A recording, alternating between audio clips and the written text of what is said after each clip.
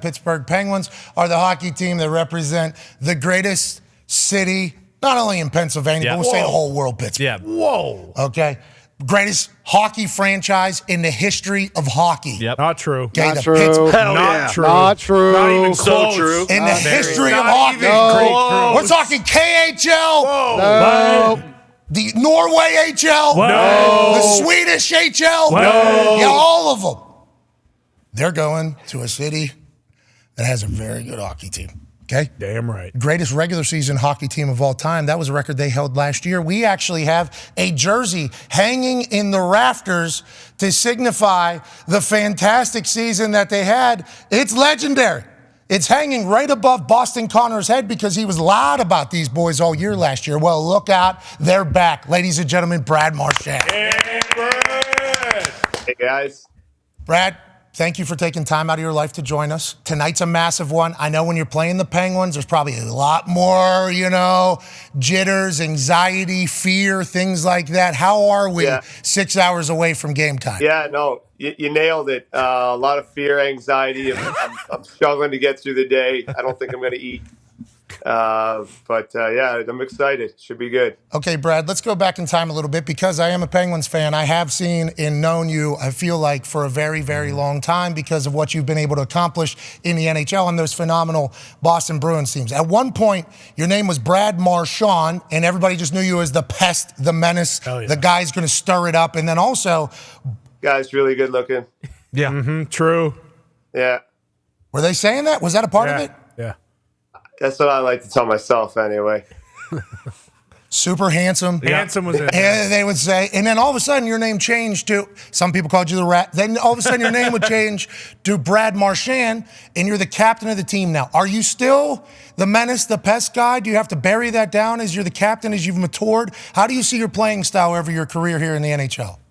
Yeah, a little bit. I mean, it's a lot of different things go into it. When you're the captain, obviously you got to lead by example. And you really got to pay attention to that. But, also just being on the radar, I think I'm at this point the most suspended player in the history of the game. So Congrats. I don't want to continue going down that road. So you got to try to clean it up here. How's the team this year? Obviously, we hung that banner last year to signify the greatest regular season of all time. Now, obviously, when the playoffs happen the way they do, Come on.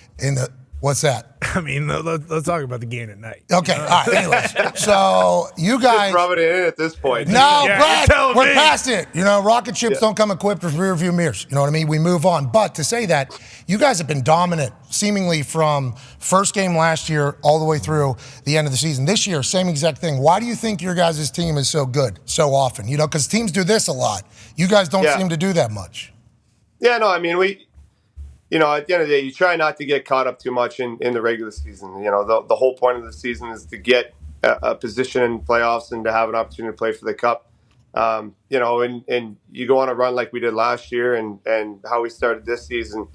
It gets exciting. You kind of get lost in, breaking records and what it all means. But at the end of the day, whether you finish with winning every single game this season or you finish eighth, as long as you're in a playoff spot, you're playing for the same thing. And we experienced that firsthand last year about focusing too much on that. But I think just with the way our management and ownership and coaching staff, the way they bring guys in that believe in our group and want to be part of a really good culture and want to be part of a winning team, it allows us to be competitive each and every year and allows guys to kind of come in and buy into what we've built and what we continue to strive to do every day and allow us to have a good recipe for success. We've heard stories, epic stories, about teams and when they travel, having dinner, maybe some adult beverages, a lot of them, a lot of bottles of them, and then just like rolling into the rink the next morning and like being expected to be, hey, this is what it is. This is how we roll.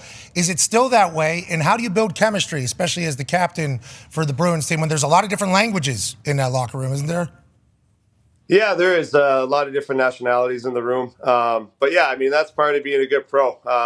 When you do things together as a group and, sometimes the night before a game or after games, whatever it is, that's part of it. You got to show up and still expect to do your job. And, it obviously it's a much different schedule than football and where we play very frequently. So you got to kind of have a mind of a goldfish where you'll be able to forget things very quickly and move on and regroup. But we always try to do different things that we've incorporated.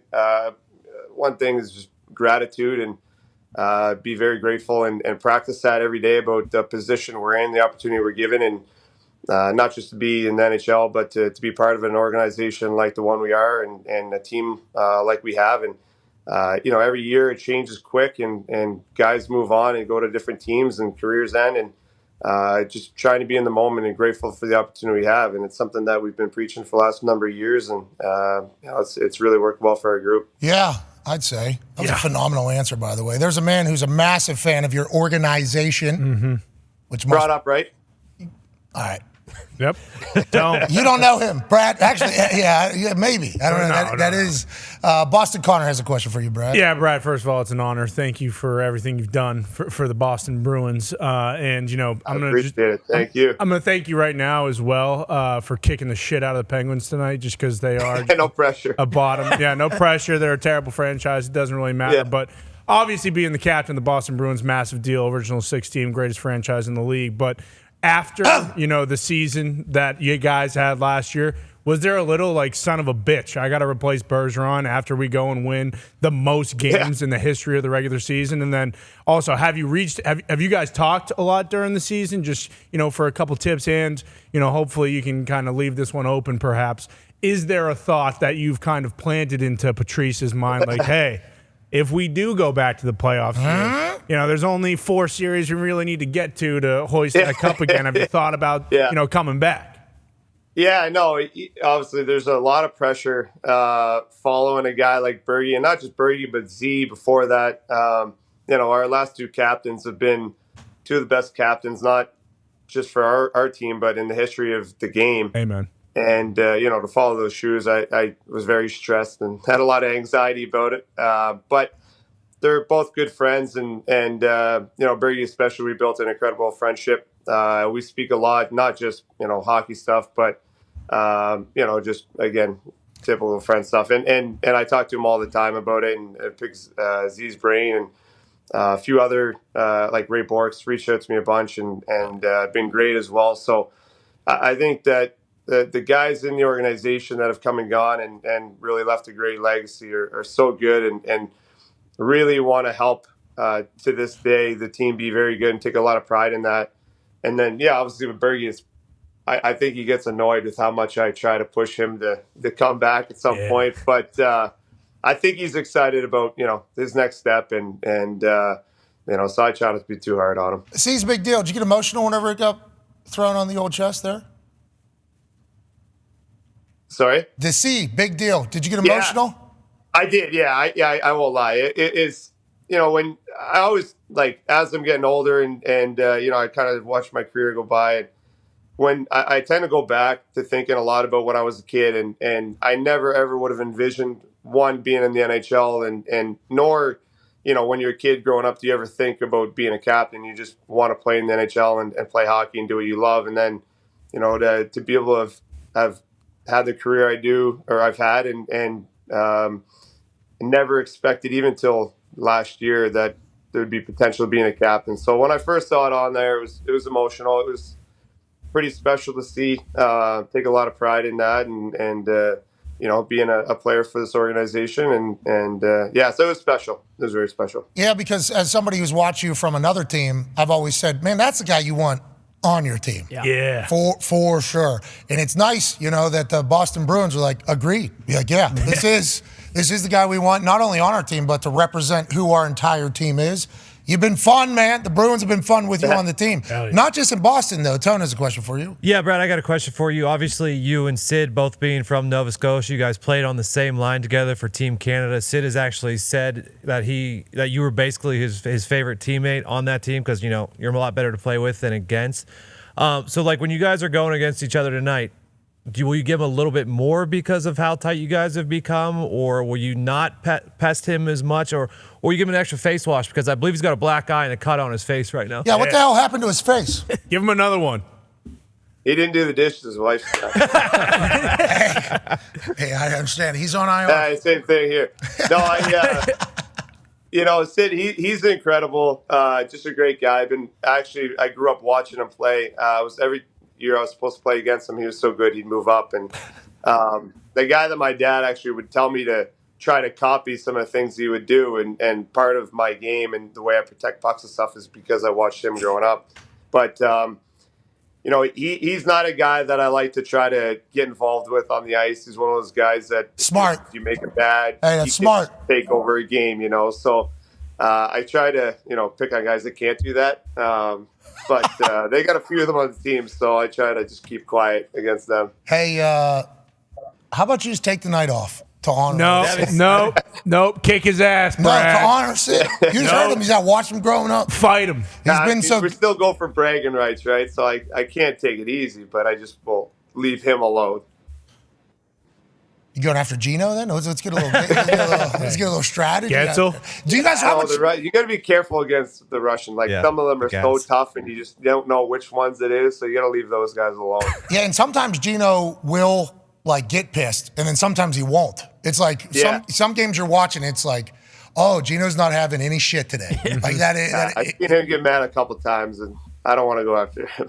So how much do you watch film? Obviously the Pens team, the core has been around a long time. New guys come in. Yeah. Obviously we try to get a little bit more speed. How much film do you guys get to watch on this? How rigorous your schedule is, both traveling and practicing. How much film and stuff? Yeah. So that's I think one of the things that probably really differs from the NFL is we do a little bit of video about other teams, but a lot of our video is about our game, because that's the consistency with our season, is that we can always try to improve upon our structure and what we're trying to do and implement in games where, we might take a couple clips of maybe 6 clips of Pittsburgh and say, here's what their tendencies are. Got it.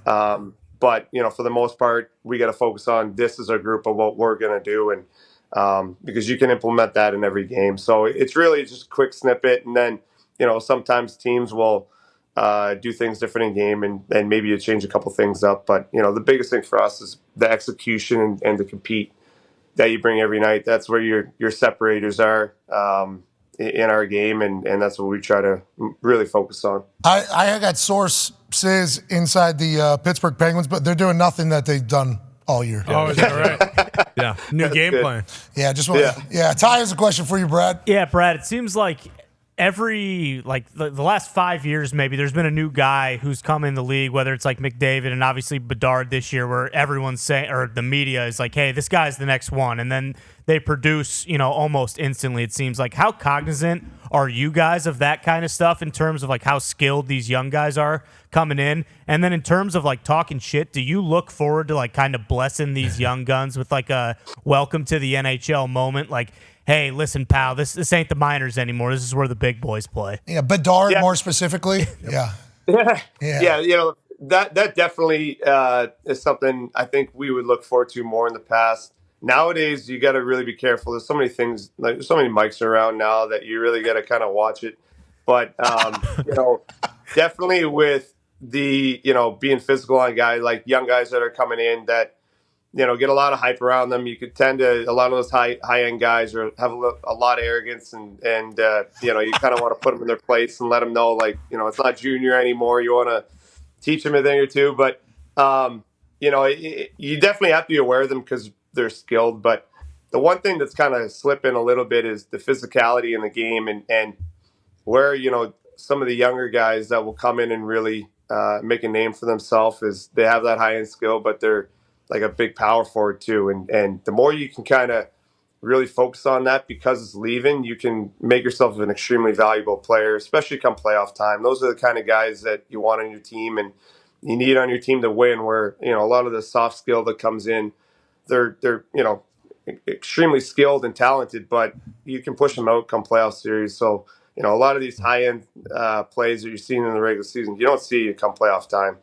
That stuff gets pushed out pretty quick. Soft skill. Yeah. That's how you guys describe it. He's one of the soft skill guys coming in. Oh, can't wait to play him. Let's see how he. Welcome to not only your generation's best player, but the next generation up's best player, the next generation up's best player. How old are you, Brad?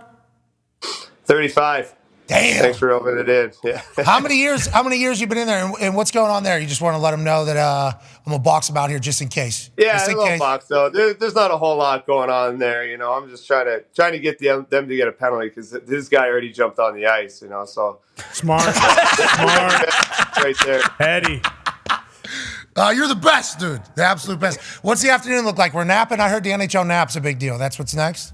Yeah, that's a big one. Gonna eat, take a nap. You know, it ranges from an hour, 2 hours, depending on the guy. And then we'll get to the rink at like 4:30 for a 7 o'clock game, and then go to battle. What's your nap? Hour and a half? You know what I started doing? I was always playing around with it, but I've started giving myself like 2.5 hours, and then I just set alarm, make sure I'm not late, and then let my body have what it needs. You know, some days is a half an hour, some days is 2, depending on, you know, our travel and how I've slept the days before that. So just let the body kind of do itself. Yeah, let the universe figure it out. I think today you should sleep 4 or 5 hours. Nah. 6, 7, missed the game. Yeah. Go up to 9. Yeah, I don't know what type of accountability is up there in Boston, but if you show up late, I don't know if you're playing, you know. So, Yeah. anyways, good luck tonight.